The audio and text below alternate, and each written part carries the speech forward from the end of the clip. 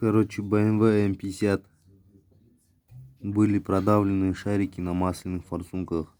Было решение их вскрыть. Одну решили поменять с разбора. Взяли бронзовую. Ей тоже салам. Всем форсункам в итоге оказывается салам.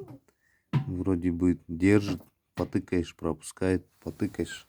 Держит. Потыкаешь, пропускает. Было решено все вскрыть. Вот тебе BMW M50. Масляные форсунки.